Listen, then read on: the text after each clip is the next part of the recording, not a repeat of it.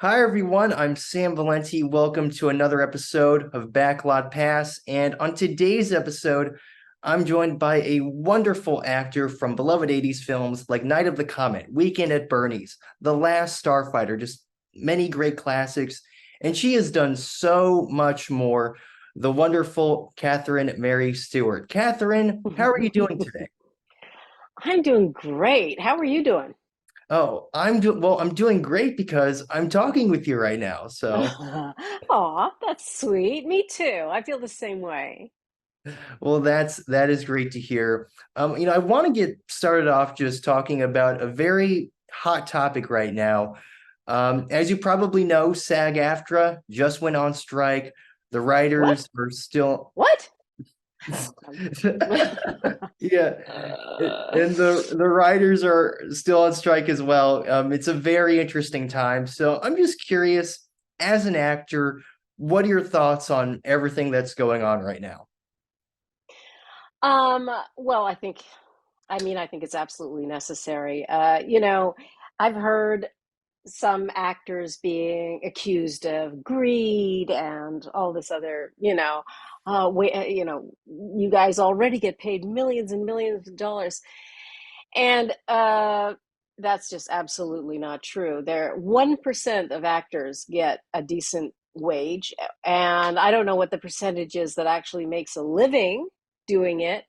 But I mean, so the vast majority of actors live hand to mouth basically and job to job.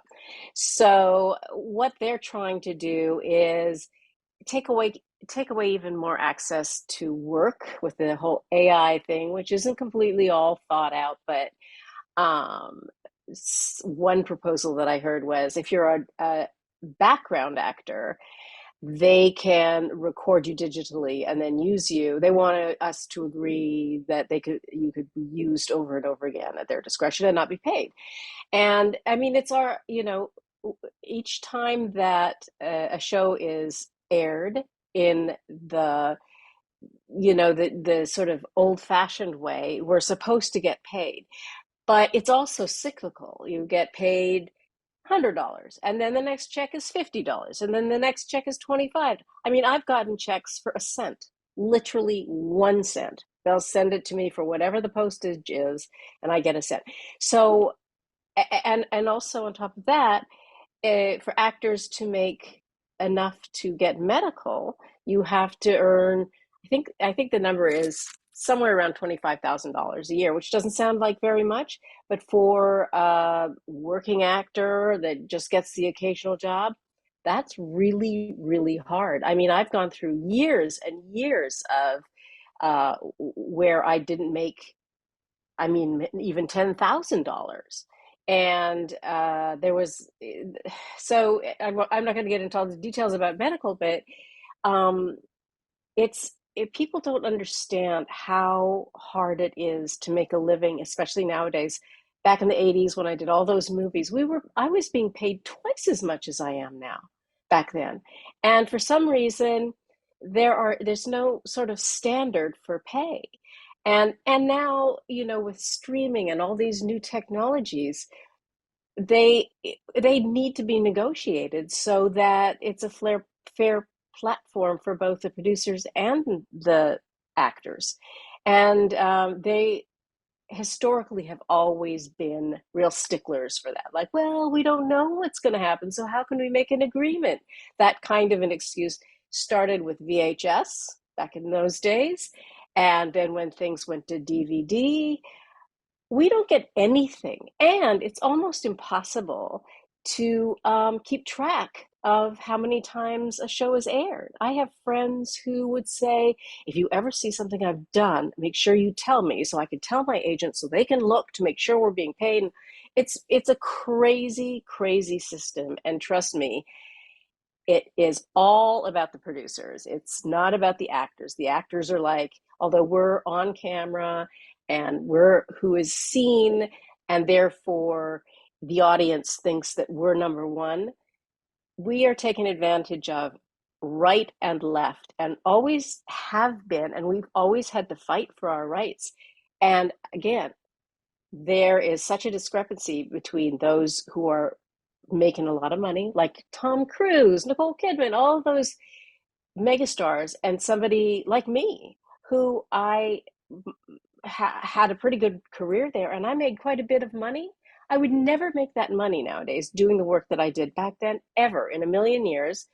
And it's partly because the union hasn't been able to keep up or strong enough to insist, or they keep making these new rules where it's easier for independent production companies to make little micro budget movies where they pay, the crew more than they pay the actors. And anyway, it goes on and on and on. But trust me, I'm just I'm sad that we're everything's shut down and so many people are affected by it.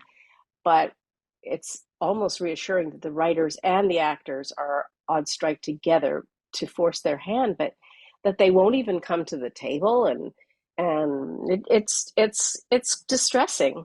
And it's not like they're starving, the producers and the production companies. They're doing just fine. So, like, Netflix has made more money this quarter than they even expected. It goes on and on and on. We're the ones that have been taken advantage of and are being taken advantage of. And as technology changes, that just it plays into their hands, not ours. So we've got to try to keep up. So that's my Yeah, opinion. yeah, I 100% agree with everything you said, and just hopefully at the end of all this, there can be a good resolution, Mm. just hopefully. Hopefully, hopefully it won't be obsolete by as soon as we make the agreement or come to an agreement, because things are changing so quickly. It's so very difficult to keep up. But all we can do is all we can do, and I think the fact that AFTRA and SAG joined, made it a stronger union, because again, producers were sort of playing SAG and AFTRA off each other. And so now we're together and in agreement, and covering, you know, both ends of the spectrum in terms of the unions and how it was separate before. So we'll see. I Y- have faith. Yeah, yes, of course. Let's have our fingers crossed there. Yeah. Uh, Yeah. yeah, now I want to get into your kind of your background here for a bit.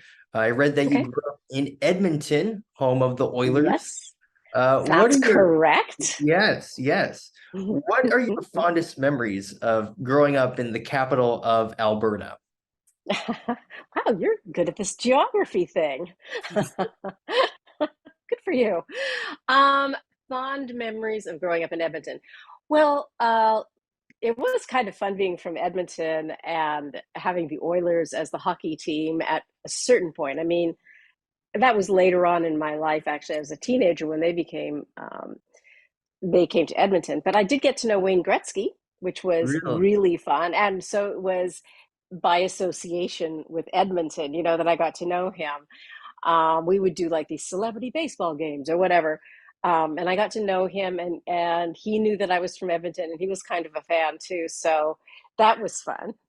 Edmonton, it's I guess it's like any hometown that you grow up in. You have an affection for it, but I'm telling you, it was not the easiest place in the world to live. The winters were so extremely cold and long, and the summers were pleasant, but because we're so far north, there was a lot of mosquitoes and big mosquitoes, and I remember I remember that not being very pleasant. But we because the winters were so long, we skied and we skated, and in the summer we camped in the Rocky Mountains. My dad was really big uh, for camping, so um, we really took advantage growing up. My mother was a athlete, so and a very, very good skier. So we spent a lot of time skiing and a lot of time camping. And I have very, very fond memories of that. That's awesome. I'm sure that I read that you love to frequent this place called Boston Pizza when you in high school. Yeah, that was sort of a high school thing. So yeah, oddly, there in Canada, there's this pizza place. It's a chain. It's all across, I believe it's all across Canada, called Boston Pizza. And we used to, my friends and I used to go there and just kind of hang out, thinking we were sort of cool. Um, I remember one time we were probably underage and some either somebody bought it for us or they believed that we were old enough to have a bottle of Chianti, and that was very exciting as a teenager, you know. It was just, I mean, I loved their Hawaiian pizza, which a lot of pizza people hate. Oh, they think it's just, you know, I don't know, it's like a bad word saying that you like Hawaiian pizza, but I love that. And yeah, it was just a hangout when I was a kid.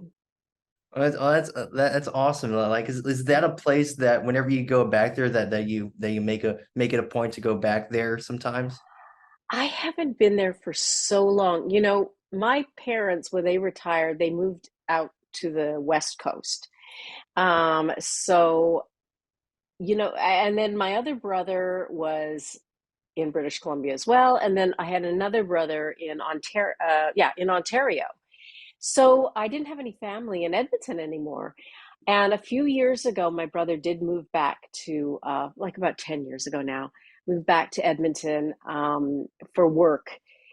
But, and I visited him a few times, but I haven't gone back to Boston Pizza on White Avenue. I don't even know if it's still there anymore. I'll have Well, to, if anybody knows, let me know because I'd love to go back. It'd be really fun. yeah, yeah. Well, if it is still there, you'll have to go back. Relive the memories. I know, right? But it's like my friends that I live those memories with have also left Edmonton. So, um, I mean, it'd be fun to walk in there, but I'm sure it's changed a lot. I mean, and again, there are Boston pizzas all over the place. So I have been to Boston pizzas, other places, but not at that one, that specific one in Edmonton. That'll be a goal of mine next time I go up there. Yes, absolutely. Um, I read that you went to the Marmac Dance School. What do you remember from your time there? And then, kind of from there, how did you end up going to London then for performing arts school? Yeah, wow, you have done your research, haven't you? You're really delving into my deep, dark past. So, I come from a, I feel like I'm mumbling. I come from a family of academics.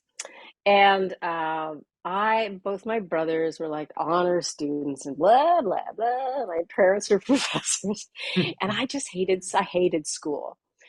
So my mother, you know, bless her soul, because Lord knows I wouldn't have done this. She kept encouraging me and almost tricking me into getting into like, she started out with gymnastics. I was fairly athletic, so gymnastics, and then there was art class, and then there was, oh, I started when I was really young in ballet class, which I hated. Um, it just too regimented for a 7 year old. You know, it was really boring, I felt like. And then finally, oh, she also encouraged me to take a drama class in junior high school, which I fought her all the way because I thought I'm not going to stand up in front of a bunch of people and recite Shakespeare or whatever it is they do. But she convinced me to do it. And it was almost like an immediate reaction response. I loved every second of it. So that was one thing. But she also got me to just try a jazz dance class that she read about. This new instructor had shown up at Edmonton and she was starting this new jazz dance class, and she thought maybe I would take to that. And of course I said, there's no way I'm doing that. I had ballet and I hated it. And on and on. But she kind of tricked me into going by saying, not tricked me, but said, you know, if you don't like it, you don't have to do it. So again, what happened was I sort of hid in the back of the class, just kind of minding my own business. But I sort of picked up on the steps really quickly, and the instructor noticed And she pulled me to the front of the class so that other people could see what I was doing as well, which was a revelation for me. I was just like, what?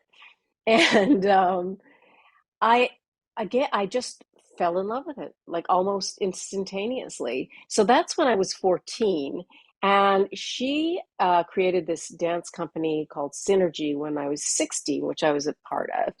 And then when I was 18, we went through Synergy. We were touring all over the place. We did a variety show. We were the dancers in this variety show for the UN peacekeeping forces, the Canadian UN peacekeeping forces in Germany, Israel, Egypt, and Cyprus one Christmas, which was very, very cool. And we also toured around Alberta and stuff like that.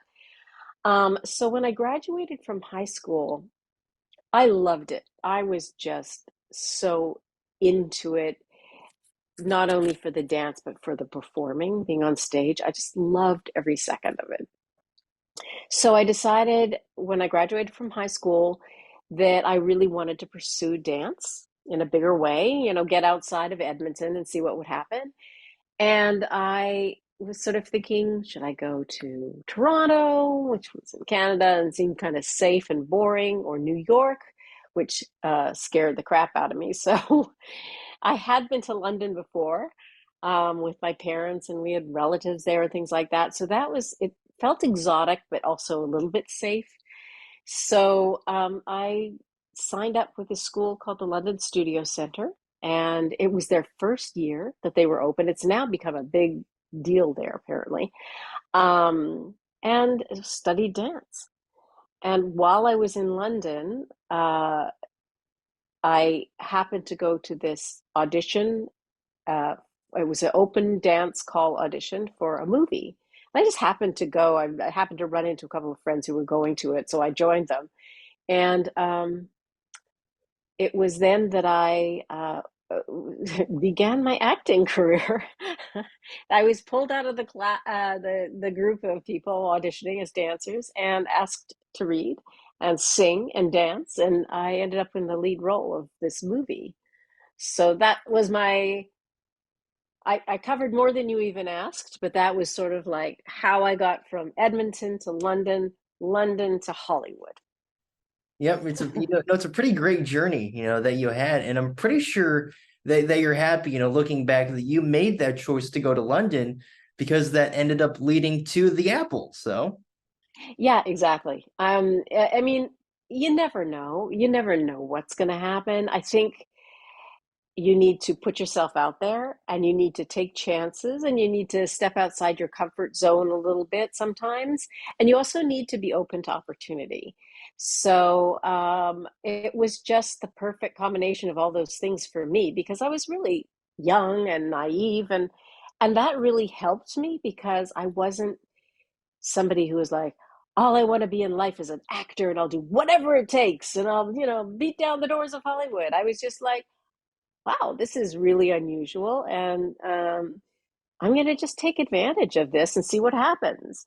And I didn't have a lot at stake either. So there wasn't a lot of stress involved. I just enjoyed every second of it. And I felt like I was sort of absorbing everything as I went along. And also, being a dancer, I feel like I had an incredible sense of discipline because as a dancer, there's no slacking off ever.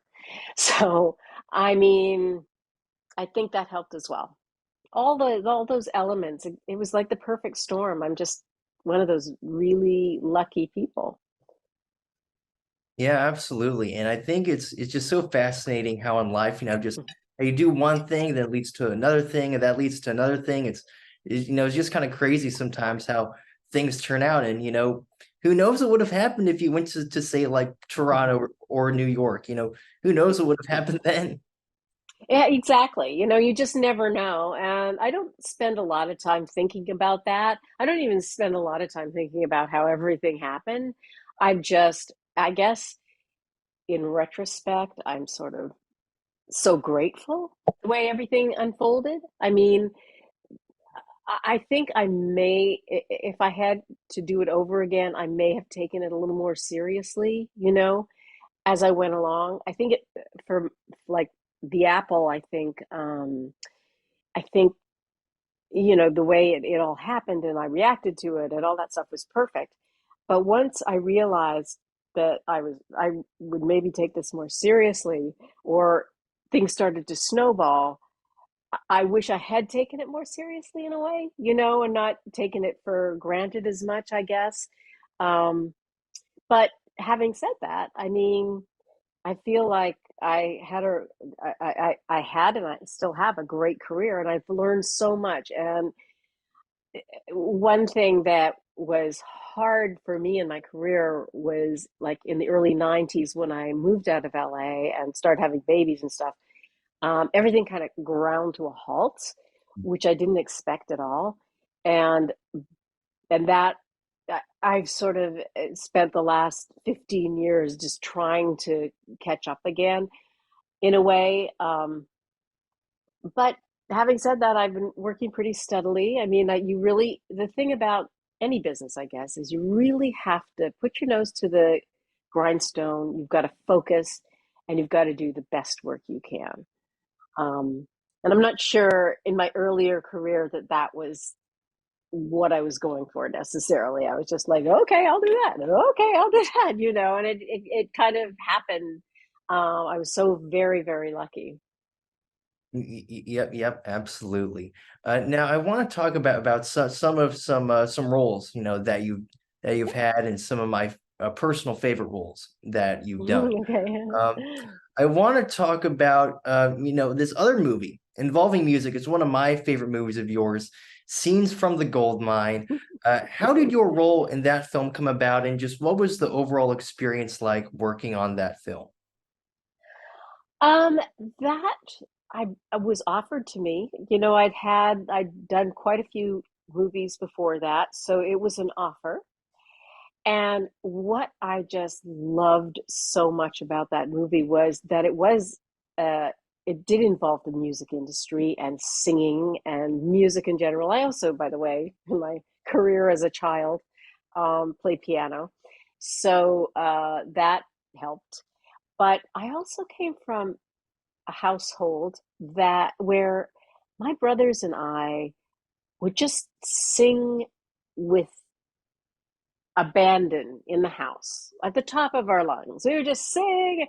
There was always music in the house. I would, after coming home from high school or whatever, I would put on a record, and if my mom was, at the university or something like that, I'd be alone in the house. I just put the music on loud blast and sing away at the top of my lungs. I used to love doing that. So getting this role was like a fantasy for me. And I got to live vicariously through this character, Debbie D'Angelo. Cracks me up because it was right in the 80s, right in mid 80s, and the hair and the costumes. I look at it now and I'm like, oh my God. But um, it was super fun. The cast was incredible. Uh, Timothy B. Schmidt from the Eagles was in it, which he sang "Best of My Love," which I used to sob to in high school.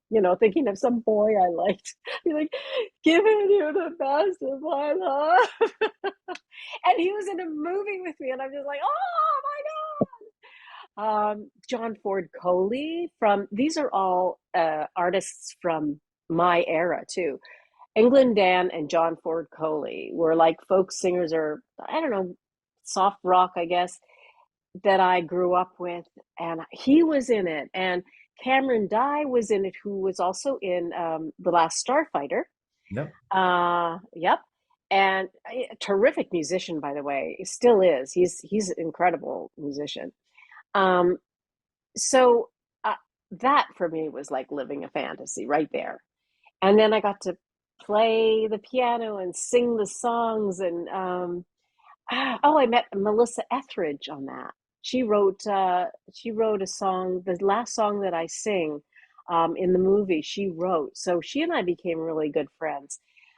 And it was sort of a magical experience because I Y- got to live in the music industry without like just sort of the fantasy side of it, not the dark, side where it's such a difficult business to get into and make something of yourself in. Yeah, yes, of course. And Mm. it's just such a fun movie to watch because I love watching you're just jamming away on the keyboard. And I think it's awesome how, like you said, the movie it gave you a chance to show off your great singing as well, which I think is Oh, thank you. Yeah, that was really fun to do. I mean, like I said, I've always loved to sing. And so being able to do it in that movie was really super cool. It was great. yeah, and, we know they should have done. They really should have come out with an actual soundtrack, like recording on like vinyl or something. I mean, I, I I think somebody found it at one point and sent it to me, but I'm not positive. Yeah, it had some great music in it for Oh, sure. absolutely. Yeah, Yeah, yeah. and that was super fun too, is recording all that stuff, going into a studio and into like this rock and roll studio. I think what was it called? Sunset uh, Studio or something like that. It super famous place where a ton of people had recorded their music, and I got to do that. And I'm just like, I can't believe I'm living this moment. It was so fantastic. Yes, yes, of course. Now, I want to talk about actually something that you did in 1986. You actually co-hosted the Genie Awards, which is essentially the Canadian Oscars with the That's right. great Leslie Nielsen. How did that come about? And just, I imagine you have some fun memories of that experience. Yeah, I really, really do. That was, again, they asked me if I would do it, and I'm like, yeah. And it was a little intimidating to meet Leslie Nielsen because he's Leslie Nielsen, what it was. And so we met in Los Angeles. We were both living in Los Angeles. And Leslie Nielsen is famous for his little hand fart machine. Have you heard about this? Yes. Yeah. Well, I was victim to that. And it just, he is hilarious. He was, excuse me, he's passed away, but he's also Canadian. He was so funny. And I remember sitting in this room with him and they were just talking about what it is we have to do. And we were sort of going over the dialogue and stuff like that. And all of a sudden it was like, you'd hear this thing and it'd be like, oh, Jesus Christ. And he'd be sitting there completely poker faced. Sorry, I shouldn't have sworn, I suppose. um, completely poker faced. And so it was, apparently, he used to do this all the time with I have a friend who did the movie Airplane, and he was talking. I heard him in an interview talking about Leslie Nielsen and the little fart bag machine that he had, or whatever it was. Um, he was such a lovely, lovely man, and that was a pretty crazy experience because it was very glamorous. I remember I had a publicist at the time, and she, hooked me up with some fashion designers so that when I would change, I would come out in these extravagantly beautiful outfits. Um, yeah, that was cool. That was cool, I have to say. Yeah, like and I imagine it's just being so cool. Like you get to host a big time award show. Like not everyone gets to say that. No, I know. But I was right in the middle of, my hottest time, I guess, my career, and that's sort of the fringe benefits of that, You get to do all those cool kind of things. Yes, absolutely. Now, the next year in 87, you starred in an episode of Alfred Hitchcock Presents, and you played this architect whose sister just torments her with these outlandish acting skits. It's a very fun watch. What do you remember from playing that role? You know, I I I don't remember a whole lot. I know we had a lot of fun doing it. I forget even who played my sister in that. I did a couple of Alfred Hitchcock presents. I did, but at any rate, I remember that one as the architect. And that was sort of cool because I really knew nothing about architecture. So, having to act like you know something about architecture, it's kind of an interesting peek into that world. And that's what's so cool about this business. You get to be all these completely different people than who it is you really are, and somehow justify it. Uh, it's fascinating, and I love every second of it. Um, uh, we shot it in Toronto. I remember that. Um, yeah, it was a great experience. It was a fun experience. Yeah, yeah, and that's like I was watching it the other day, and it was really it was really good, and of course your performance Mhm. is fantastic in it and stuff, and then it's the ending is very interesting, no, because it finally gets to How does the it end. end? I can't even remember how it ends anymore. So the ending it's sort of like so I think your sister she comes out and she's like, oh, there's like this bad guy who's like following me and stuff, and it's like very bad, and you're Oh, thinking it's just another one of the skits, right, that she's just messing around, but and then then you actually get a hold of the guy's gun, and then you put it up to your head and you're saying, oh, I'll prove it's not real, and and is that then where it ends? it goes black, and then you don't really see what happens, and it's spooky. Yeah, I mean, yeah, that was a wonderful series. Each one was its own story.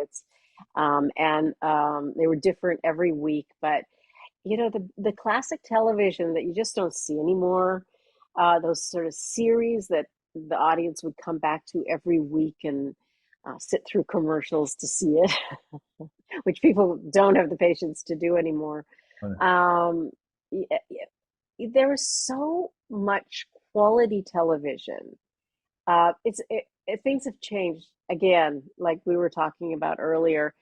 Everything's changed so much. I mean, the whole introduction to streaming, it's just changed everything. And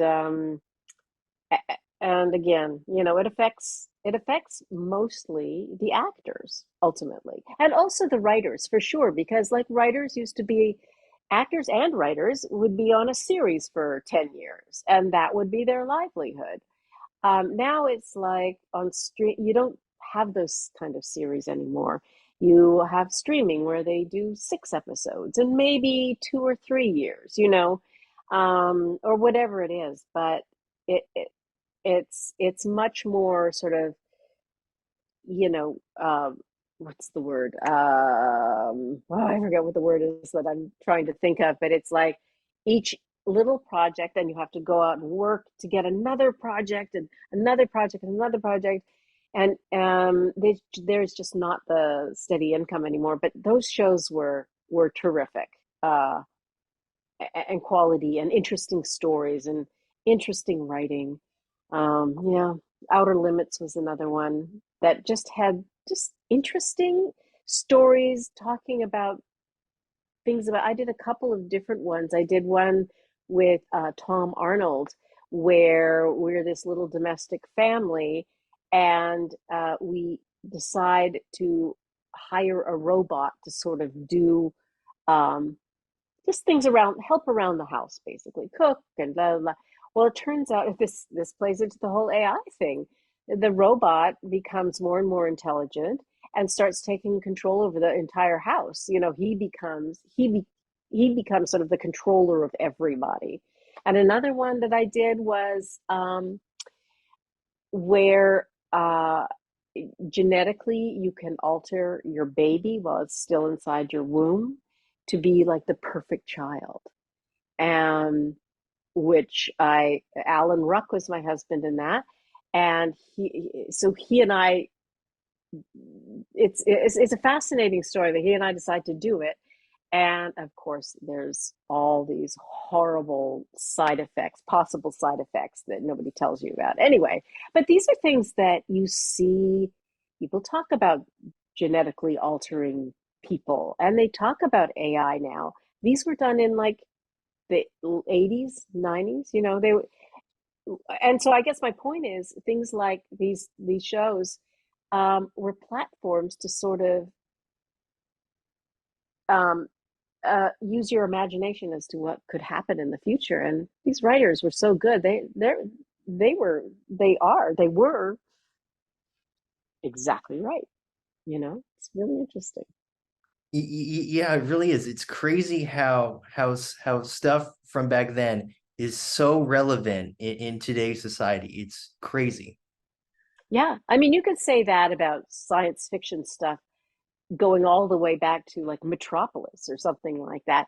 Like when people started, you know, thinking about what could happen in the future and putting it in movies and things like that, it's quite incredible how much of that has come true.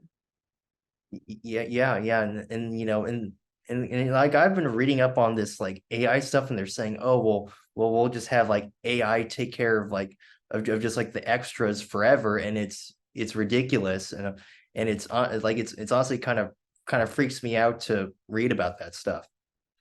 I know it is a little freaky because it it it it's growing so fast.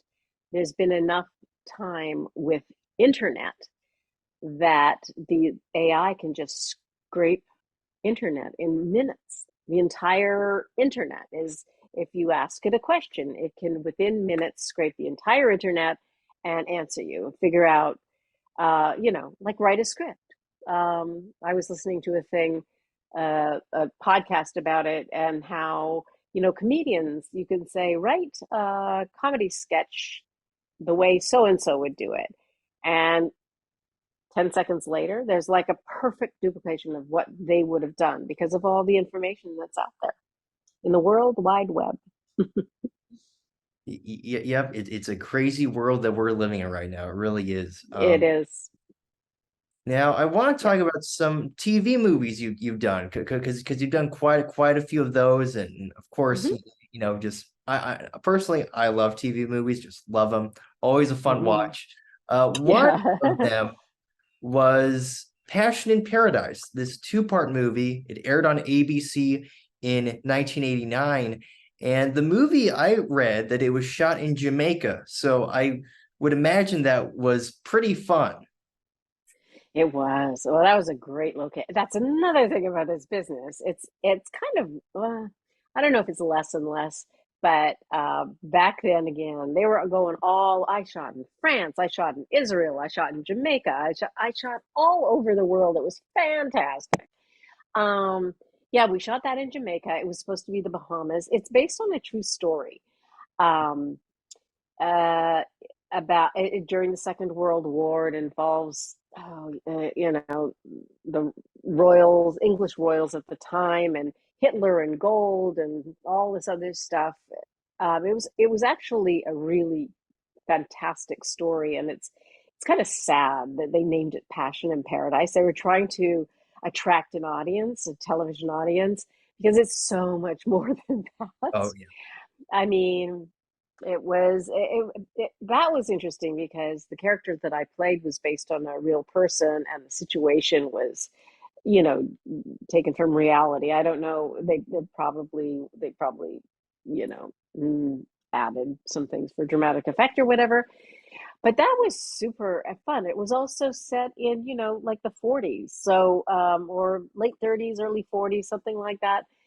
So just the costumes and the makeup and all that other stuff uh, is always really interesting to play, and challenging. So that was one of my favorite things that I did. It's very intense. I got to work with Armand Desante and a cast of thousands, incredible cast, really. And Harvey Hart, I think his name was the director, who's also passed away. It was a partly Canadian production. He's a Canadian. He was a Canadian director, highly regarded Canadian director. And yeah, so yeah, I mean that was a really fun because of the location. Jamaica is beautiful, but it was also very intense, very intense. Yes, absolutely, and that's that's one of my favorites they've done.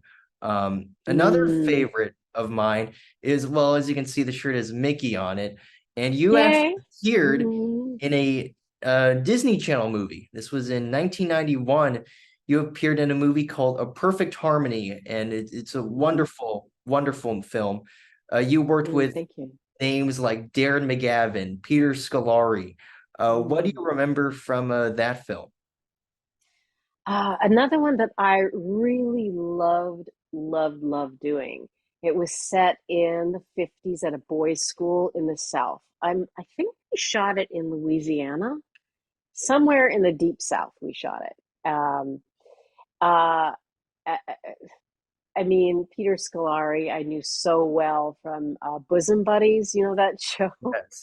It's an oldie with Tom Hanks Yep. and Darren McGavin. Of course, I knew from everything that he'd done. That was really fun too because it was a period piece, and I was supposed to play this southern. So it's about a boys' school, and my father, Darren McGavin, played the headmaster, and Peter Scolari comes in as this new teacher from Boston, and I'm his. So I'm the headmaster's daughter, and I'm. It's a boys' school, so I'm sort of on the periphery, but of course, Peter and I hit it off and kind of flirt and stuff like that. Um, Loved it. Loved every second of doing that. Again, these little TV movies that used to come out were really high quality pieces, I feel like, and they had decent budgets, and we were paid decently. Um, you know, I guess it was because the studios and the networks they could make some money off of them, but it was just a whole different business. I miss it so much. I mean, as an actor now, you don't even get to audition in person. Nothing's in person anymore. It's it's really weirdly one dimensional. And then if you do get a job, you hardly get paid. It used to be what you got paid was based on what the last job you did paid you. So that was your minimum. That doesn't happen anymore. You're lucky if you get scale plus 10, which is some ridiculous. It's like I don't even know what it is. Scale plus 10%, which the 10% goes to your agent. And it's something under $1,000 a day, which sounds like a lot, but if you're on a show for 2 days or 3 days, and then you don't have another job for 3 months, you know, again, easy to make less than $10,000 a year. Easy as pie. Yeah. So those are the good old days. And I have such fond memories because I really feel like all these projects that you're mentioning were really well written, really well produced, and I'm really proud of them. And they were a lot of work too. Yes, absolutely. I would say definitely very well made productions. Um, and Hmm. and in this movie, A Perfect Harmony, I gotta say, I think you nailed that kind of that old school Southern accent. I think you just nailed that. And Thank you. I I just think you delivered just all around a great performance. And it's interesting because in almost every film you've done, I love the characters that you play, and it's nearly impossible for me to dislike you in a role. But I would say in this movie, you actually did a pretty good job of doing that. I think you accomplished that because your character Mm. isn't, let's just say, is not the most progressive thinking in the film. So, That's right.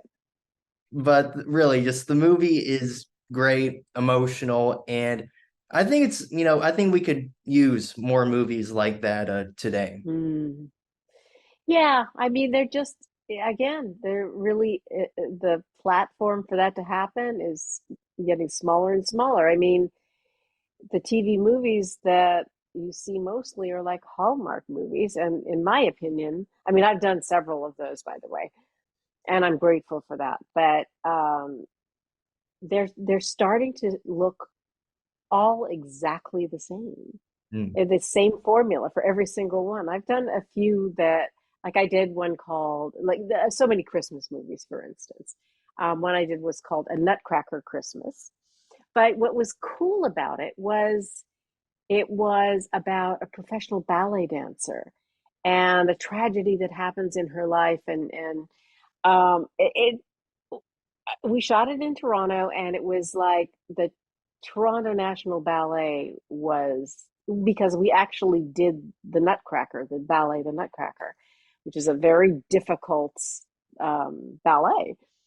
But I was the mother of the dancer ultimately, but I got to watch the rehearsals and things like that, and it just brought me back to London, piling up all your stuff at the side of the room, and it just the whole atmosphere of being a dancer. And this was just during rehearsal, it wasn't during the show itself, but it was really so cool. It was like a tsunami wave of recollection. And then watching it being shot, and how they shot dance is not easy. Very, very difficult to shoot dance in a way that it keeps the audience interested, but you see sort of collectively what's going on. So that was interesting for me too. But that's I'm trying to think of other situations where there's even TV movies anymore on the networks. It's reality shows or game shows or things like that now. It seems like almost exclusively. Yeah, yeah, because we don't really get like the TV movies anymore. I remember Mm. ABC, they always had like the Wonderful World of Disney. You had like that Ah, stuff, and like you had movies on NBC and like CBS, just all the big networks, and it just doesn't happen anymore. mhm. And I kind of miss No, and yeah, and all those incredible series. Like, Thursday nights on NBC were huge, I feel like Friends and Cheers and all these kind of incredible series. And back in the day, the Carol Burnett show, or all these variety shows, which were so funny. And we all, like, those would be Saturday nights, and we'd all be, as a family, sit around the TV and watch these incredibly great shows. Um, yeah, The Wonderful World of Disney. That was Sunday night in my house. We would watch that. It was something to really, really look forward to. You just don't have that anymore. I mean, it was kind of a bonding thing too with the family. Oh, and of course, Hockey Night in Canada. Oh, yes, yes, absolutely. Hockey was huge in Canada. It still is, of course. But I have two older brothers, and they were so into it. And that was the one night when hockey was on, is that we'd have dinner in front of the television. We always used to have it in the dining room, and especially by today's standards, sort of formally, we'd all sit down. We didn't have any like iPads or iPhones or anything like that to distract us, and we'd actually have to sit and talk to each other. But on Saturday nights, we would go into sort of the family room where the TV was and watch Hockey Night in Canada. In the days, I mean, growing up, these people, I don't even know if they're still alive anymore, but like Phil Esposito, I thought was so wonderful, and Bobby Orr. I was a big Boston Bruins fan, and this was even pre Edmonton Oilers. Um, there were like two Canadian teams growing up, which was Montreal and Toronto, and then Vancouver. I don't know what the order was where they slowly built up teams in Canada, but oh, it was intense passion watching hockey. Yeah, and it's funny because hockey's my favorite sport, and and Oh I wow. and I'm from Texas, so I mean, we have the Stars and everything, but it's hockey is definitely not big really in the South, of the United States, and Mm. I've always wished that I lived in Canada, because then everyone just loves hockey. Yeah, oh for sure. It's a passion for sure. Yeah, it cracks me up when all these southern states all of a sudden have these really terrific hockey teams. But yeah, I remember going to like Rangers games. We moved to New York when like early 90s. And Mark Messier, it's funny because I think it's the Gretzky's, Wayne and Je not Jennifer. What's her name? What's his wife's name? Don't. Anyway, Wayne Gretzky's anniversary, I think, is today or something like that. And I was invited to his wedding, and they had some pictures of the wedding. I wasn't in any of them, but I got to go to the wedding because they had it in Edmonton because he was an Oiler at the time. But then he was with the New York Rangers for a while. I think after Los Angeles, the Kings, because I did see him. I did go to a couple of games in LA, which kind of Nice. cracked me. And now it's a very old team now, but at the time it was like really hockey in LA. And Yeah. then I got to go to like a New York Rangers game. Um, Mark Messier lived like a block from us, which was kind of cool. Uh, yeah, so it's a thing for sure. And I guess my point was it cracks me up when I hear about, I don't watch it, I don't follow it nearly the way I did before, but um, like Vegas, didn't they just win the Stanley Yeah, Cup? yeah, yeah, Vegas. Yeah, Vegas too. Because Yeah, I don't, growing up, it was all, the Blackhawks and the New York Rangers yes. and the Boston Bruins and the Detroit Red Wings and those sort of all around the border of, the northern border of the States and and Canada. But no, it's huge. It's all over now. Yeah, and just I have to mention that it was hard watching Vegas win the Stanley Cup because they knocked Dallas out, and as being from Dallas, that was quite tough to that was a tough loss. Yeah, I'm sure it was. I'm sure because they're a pretty new team, right? Pretty, Yeah, yeah, aren't yeah, they? yeah, because the Stars moved from Minnesota in Oh, 1993, and then they've been okay.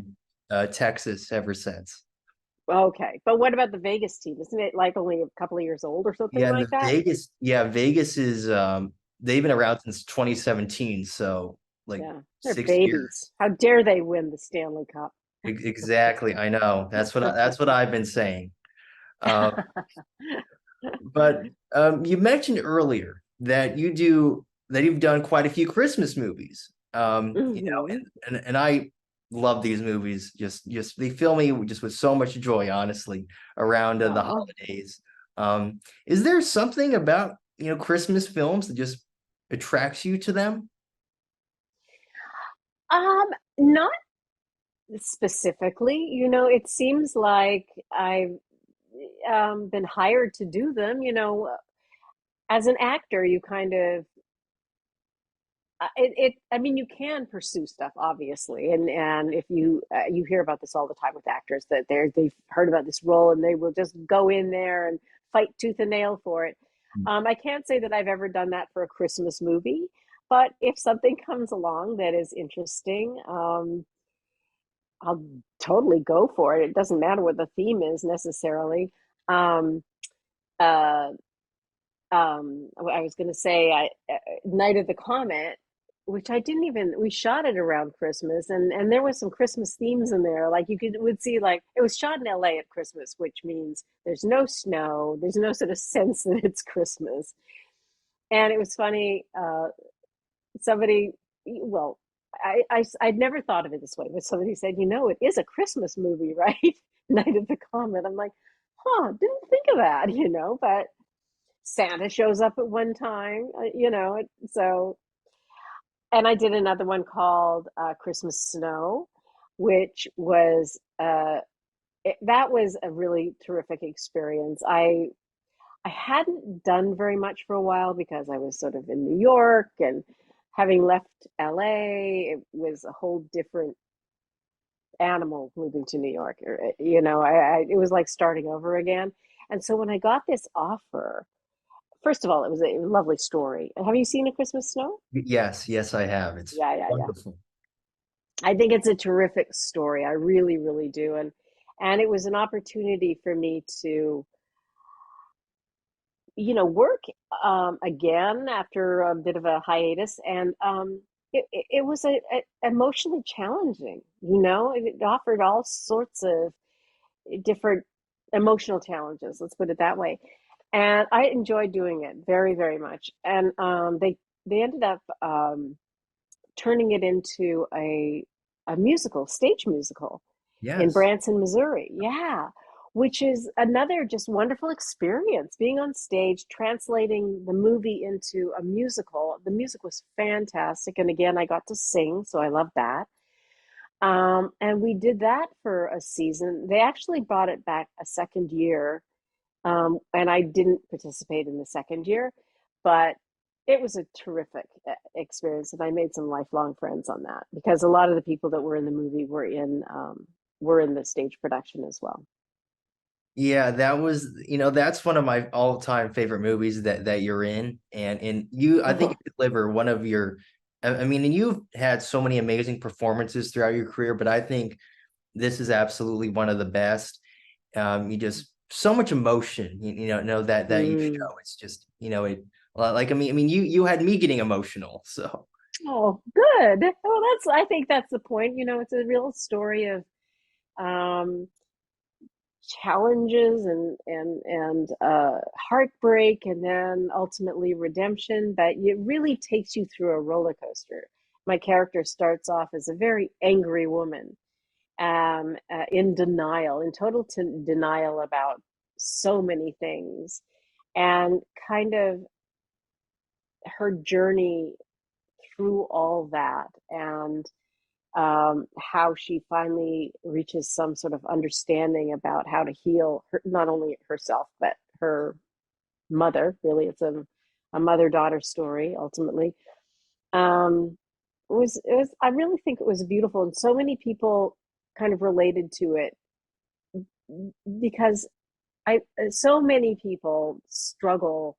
Families are complicated things, and they struggle in situations like that. When we did the play, we would have a after the play was done, we would sort of line up and meet people, and so many people told us how grateful they were that we were telling this story because they had gone through similar things or were going through similar things, and it sort of sent the message that there is a road to redemption.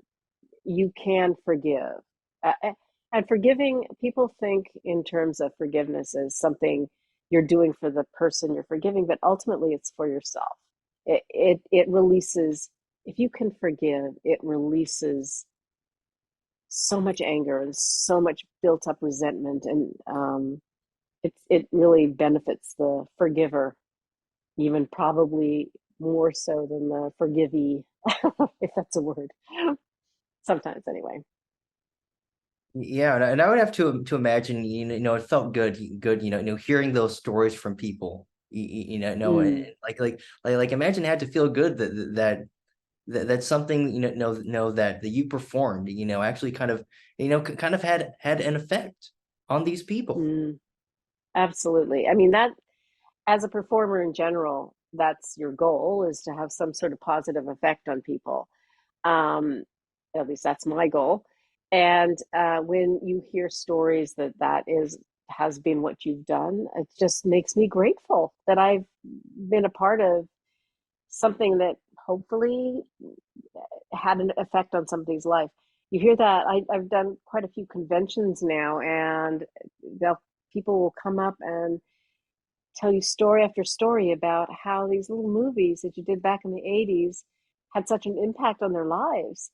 And again, the feeling I have is I'm just grateful to have been a part of something like that. And I'm so proud of these projects too. I'm sort of unapologetically proud, I'm not embarrassed by anything. I'm just like so happy that the projects that I've chosen to do, I can hold my head high and I can promote them, and that they have impact, a positive impact on people. Yes, yeah, absolutely. And I just, I have to mention because this scene, this scene at the end, it got me teary-eyed. It's when, you open the Mm, box that Sam, who's revealed to be, your father, left you, and you read his note in the Bible, and you hold, the Bible really close mm, to you. and Mm. the tears are flowing. You convey so much emotion in that scene, and I got emotional watching it. I mean, it Hmm. was, like, it really tugged at my heartstrings. So, Yeah. I think it just goes to show, I mean, really what just an outstanding actor you are, like, honestly. Thank you. Thank you.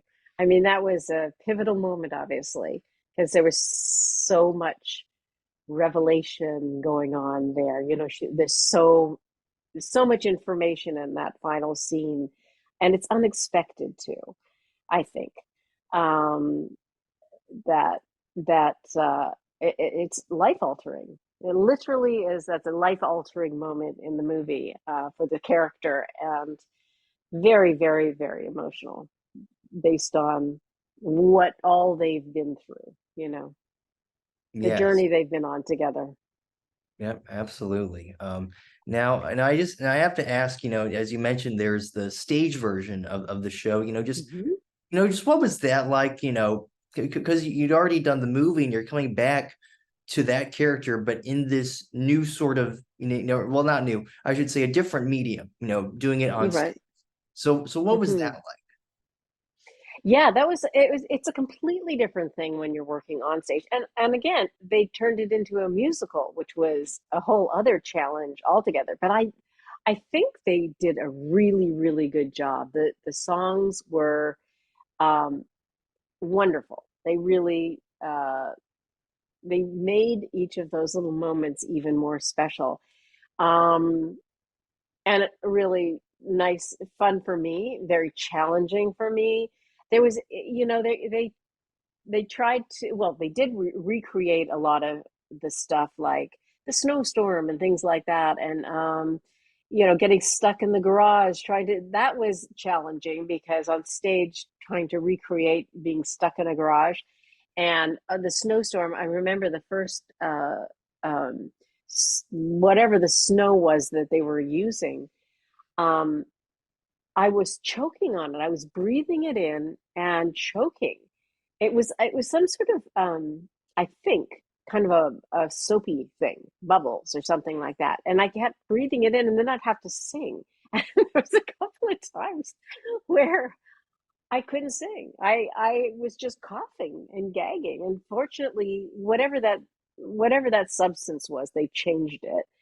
There was another scene where, remember where I'm driving and Sam stands in front of the car and I slam on the Yes. brakes.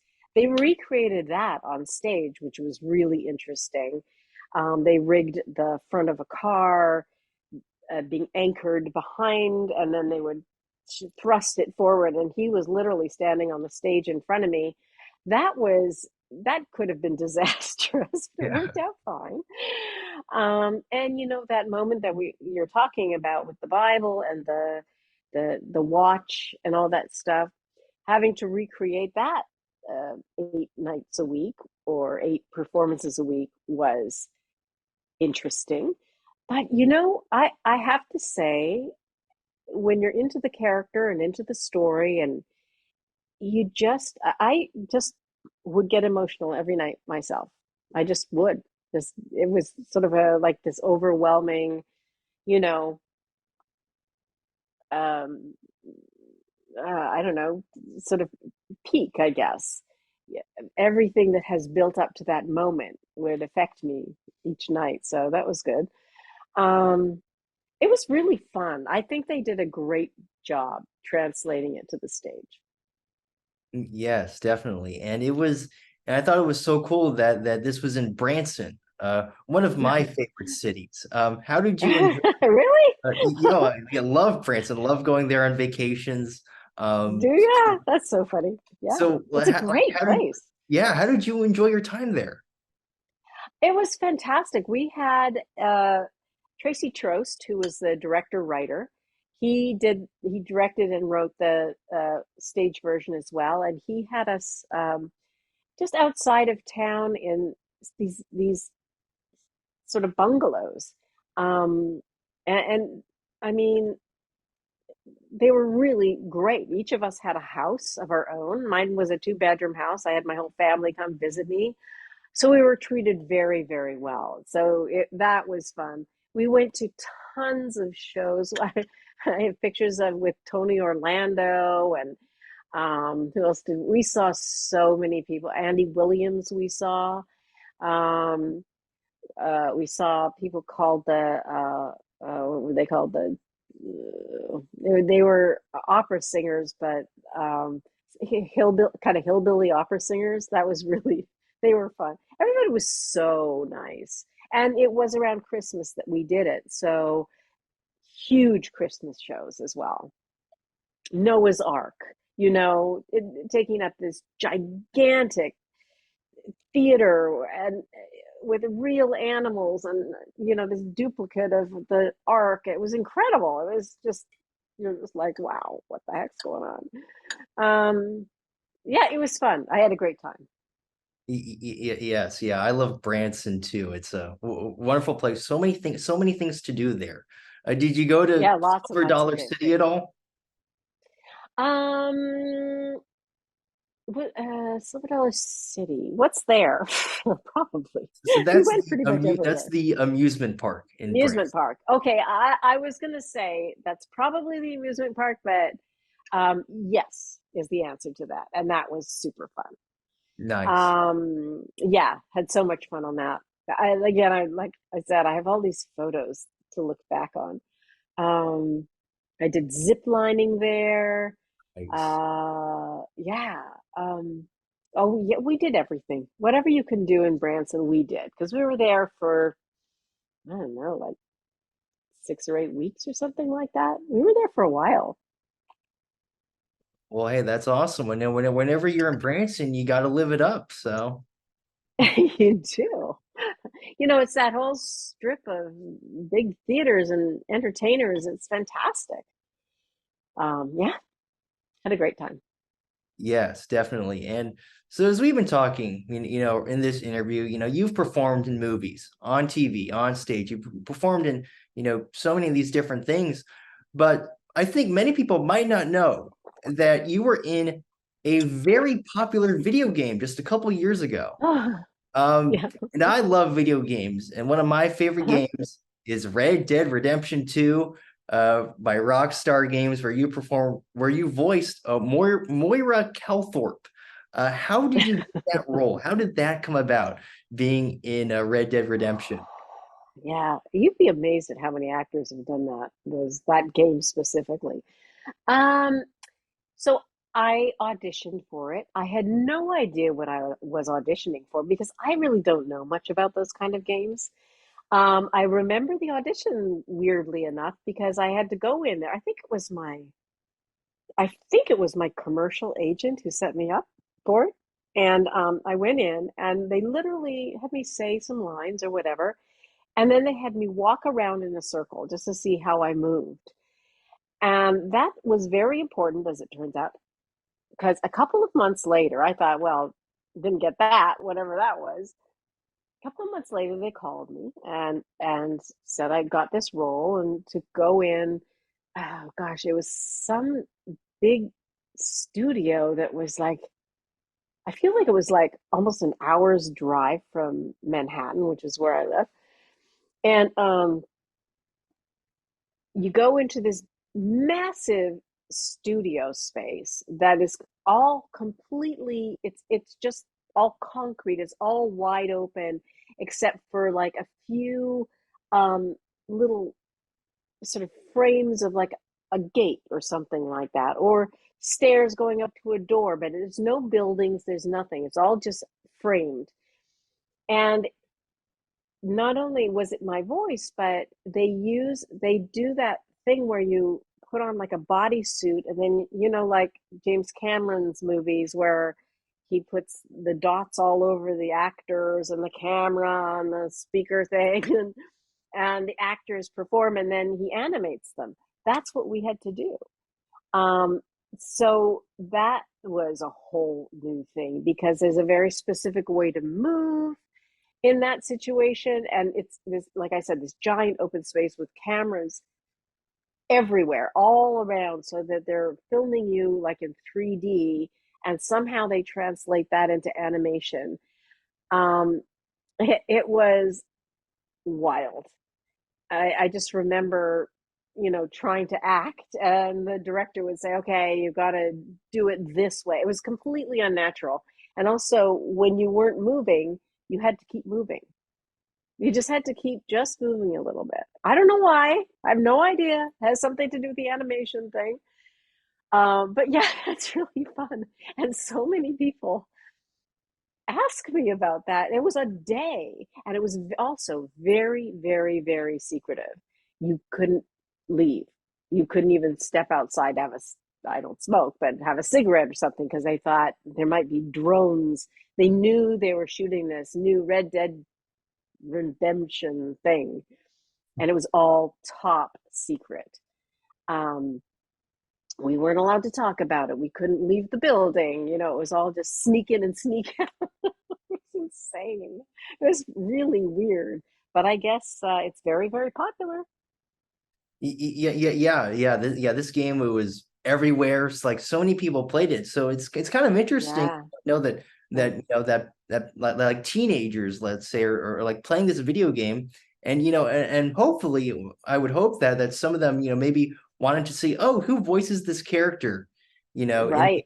the game, and then they end up finding you, and then they end up finding your work. So maybe you gain some new. Yeah, you never know. Yeah, that's another bizarre thing is that I again, I don't know very much about this stuff, but you're taken on different paths, and sometimes people could play the whole game and never run into my character. Um, but no, it was fun. It was really interesting. It's always interesting to, learn something new, have a new experience, of course. I mean, that's what it's all about. So yeah, it was bizarre, but I had a good time. Yes, absolutely, absolutely. Now, just one more role I have to mention. I want to mention I think I want to say it's your most recent role that you appeared in an episode of Law and Order this year, which is Yes, that would super be my cool. most recent thing. Yeah, and I mean, this show, it's a dynasty. It really is. And so just what was the experience like, being on that show? It was so well, it was really like a flashback to the way things used to be run.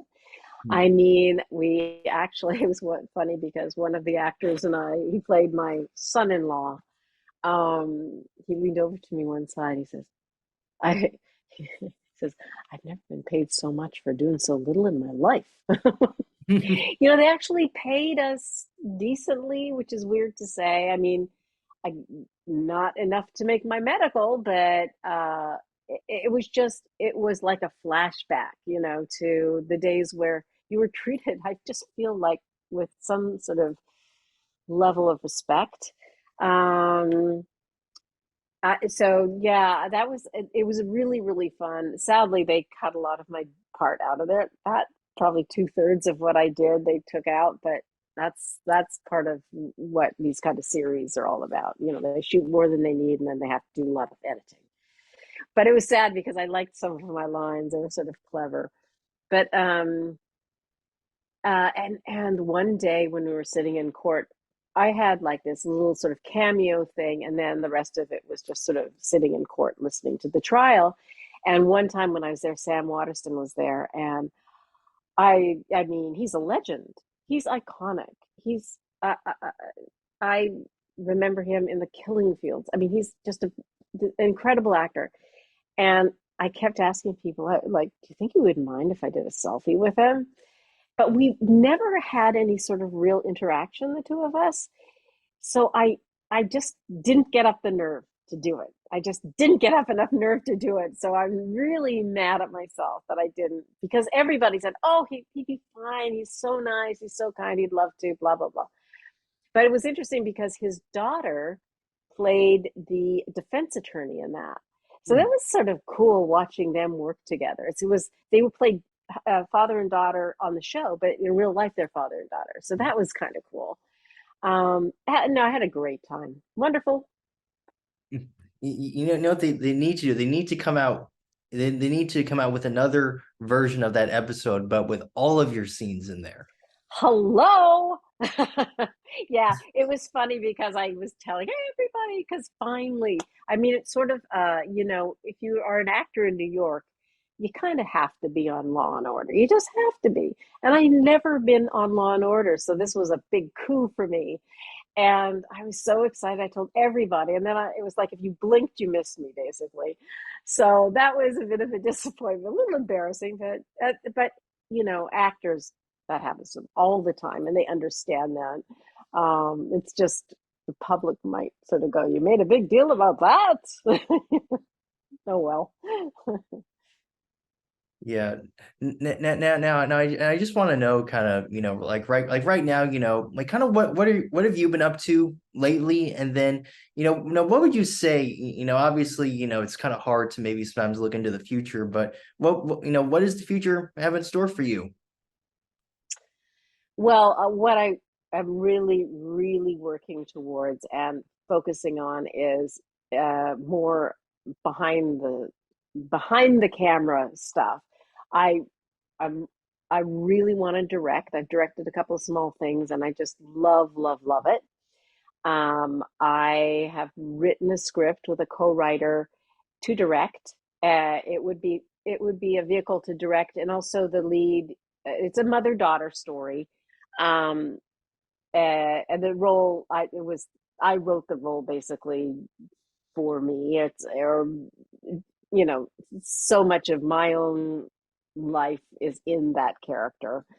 Um, and so I but in my mind I'm like, absolutely I could play that character with my eyes closed. But if we hired somebody who's super famous, um, I would be happy to turn that role over to somebody as long as I direct. So it's a vehicle to direct. I've been sort of exploring other sort of docu-series ideas that I'm kind of putting out there right now to host or direct or whatever, be a part of on that level. And I have a couple of other sort of pet projects. One is a theater show. It's more sort of, it's not really a narrative, it's more sort of almost performance art, sort of about the history of women in Iran, which is incredibly rich and fascinating. And you look at how women are being so suppressed in that part of the world these days. It's just so tragic. And you look into the history and how much they accomplished and influenced the culture in such a positive way, all the way back to Scheherazade, Um, so that's like a pet project of mine that I would love to get off the ground. Um, and I have another script that I wrote based on a story that I wrote when I was like 12 that I've always dreamed of writing into a script, and finally I did a few years ago. And so I had to polish that. It's a family story about a young girl whose sort of life is changed by this. She comes across this stray, sort of seemingly wild horse, and it really changes her life, and in a positive way. And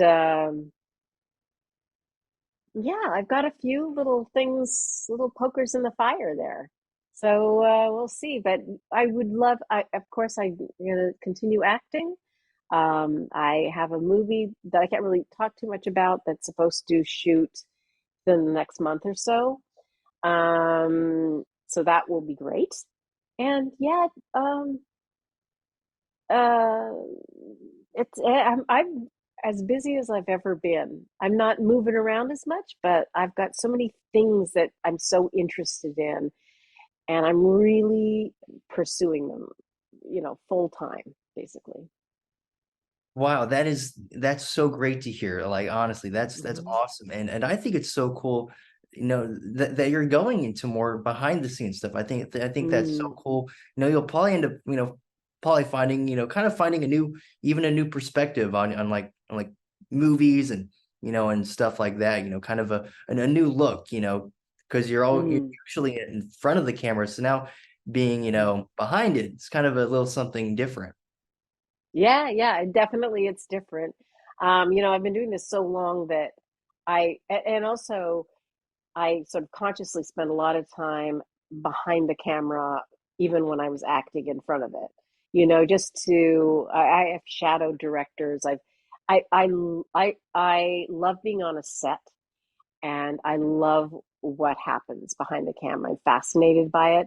So it's not like it's brand new. I've sort of been preparing for this for like 40 years. So,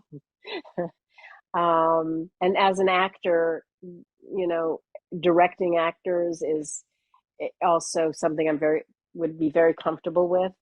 Um, anyway, yeah, I feel like it's sort of part of my personal natural progression.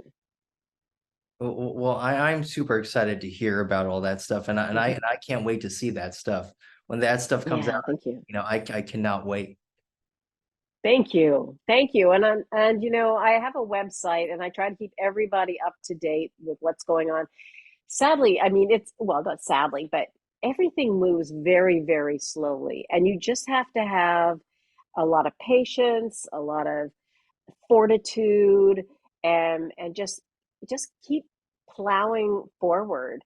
And but it takes a long time sometimes. So I will keep everybody updated on my website, on Facebook, on Instagram. I'm on Twitter. I don't know if Twitter's going to be around for much longer, but with all this stuff that I'm doing, and hopefully it comes to fruition. I'm very excited about everything, and I'm really excited about the specific projects. They all for me hold a lot of weight and interest. So. Definitely.